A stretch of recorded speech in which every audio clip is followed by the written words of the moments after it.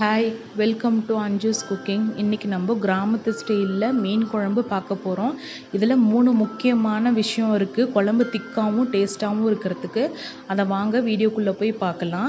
அதுக்கு முன்னாடி இது வரைக்கும் நம்ம சேனலை சப்ஸ்கிரைப் பண்ணாதவங்க சப்ஸ்கிரைப் பண்ணிவிடுங்க. அப்படியே பக்கத்தில் இருக்க பெல் பட்டனையும் ப்ரெஸ் பண்ணிக்கோங்க. வீடியோ ஃபுல்லாக பாருங்கள். பிடிச்சிருந்தால் லைக் கொடுங்க. வாங்க வீடியோக்குள்ளே போகலாம். இப்போ மீன் குழம்பு வைக்கிறது நான் மண் சட்டியில் தாங்க வைக்கிறேன். அதில் நான் 1 குழிக்கரண்டி அளவுக்கு நல்லெண்ணெய் சேர்த்துக்கிறேன். நல்லெண்ணெய் நல்லா காஞ்சதும் அதில் ஒரு 1/4 டீஸ்பூன் அளவுக்கு வெந்தயம் லைட்டாக பொரிய ஆரம்பிக்கிற டைமுக்கு சோம்பு கூடவே ஒரு 10 மிளகு சேர்த்துக்கலாம். சோம்பு நான் 1/4 டீஸ்பூன் சேர்த்துருக்கேன். இதெல்லாம் நல்லா பொரிஞ்சிட்டு இருக்கப்போ ஒரு கை அளவுக்கு சின்ன வெங்காயம் சேர்த்துக்கிறேங்க. இதை முழுசாக சேர்த்துக்கோங்க. இது நமக்கு குழம்புல முழுசாகவே சேர்க்குறனால கரையாமல் இருக்கும்.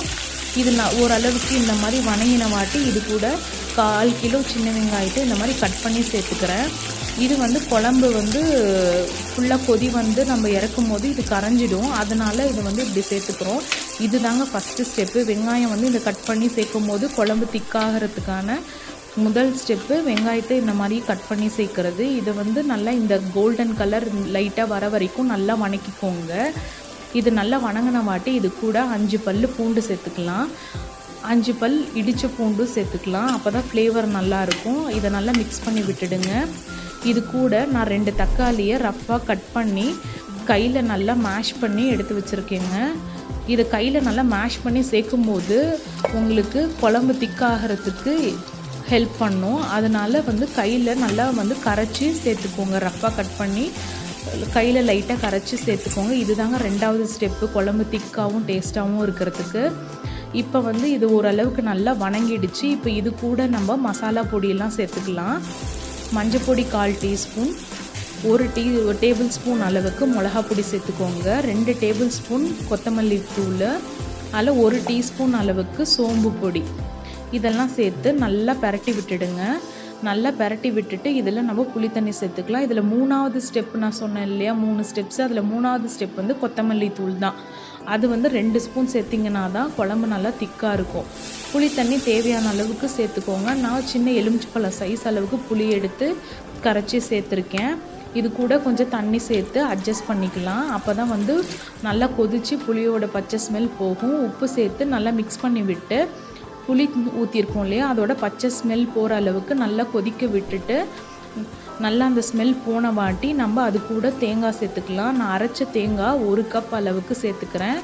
உங்களுக்கு விருப்பம் இல்லைன்னா தேங்காய் பால், திக்கான தேங்காய் பால் 1 கப் சேர்த்துக்கோங்க. சேர்த்து நல்லா மிக்ஸ் பண்ணி விட்டுட்டு நீங்கள் இன்னும் கொஞ்சம் தண்ணி சேர்த்து குழம்போட அளவை கூட்டவோ குறைக்கவோ செஞ்சுக்கோங்க.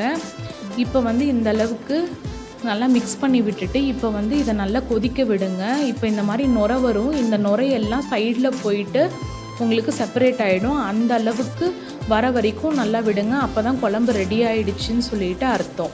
இந்த மாதிரி வாட்டி நீங்கள் கரண்டி போட்டு கிண்டுனாலும் அந்த நுரையெல்லாம் திரும்ப ஒன்று சேர்ந்து நடுவில் வராது, ஓரமாக தான் போகும். இது தாங்க பெர்ஃபெக்டாக குழம்பு ரெடி ஆகிடுச்சுங்கிறதுக்கு அர்த்தம். இந்த டைமில் நம்ம மீன் சேர்க்கலாம். நாங்கள் லோகு மீன் 1/2 கிலோ கடையிலேயே கட் பண்ணி க்ளீன் பண்ணி வாங்கிட்டு வந்தோம். அதை கழுவிட்டு இப்போ இதில் சேர்த்துக்கலாம். ஒவ்வொரு துண்டாக எல்லா பக்கமும் ஈவனாக போட்டு சேருங்க. ஒரே இடத்துல கொட்டாதீங்க.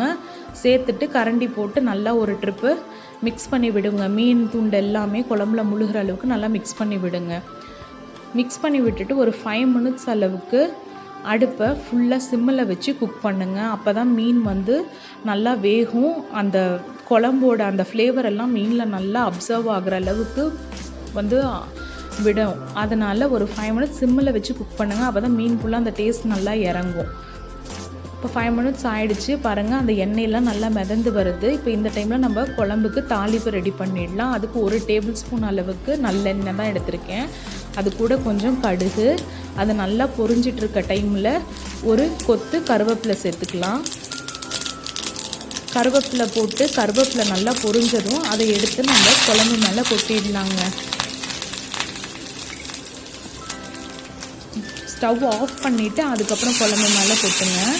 இப்போ நம்ம தாளிப்பு சேர்த்தாச்சுங்க. மீன் குழம்பு ரொம்ப அருமையாக ரெடி ஆயிடுச்சு. நான் சொன்ன ஸ்டெப்பை அப்படியே ஃபாலோ பண்ணிங்கன்னா நல்ல திக்கான டேஸ்டான வீடே மணக்கிற மீன் குழம்பு ரெடி. கண்டிப்பாக ட்ரை பண்ணி பாருங்கள். உங்கள் ஃபீட்பேக்கை மறக்காமல் கமெண்டில் சொல்லுங்கள். ஃப்ரெண்ட்ஸோட ஃபேமிலியோட ஷேர் பண்ணுங்கள். பை.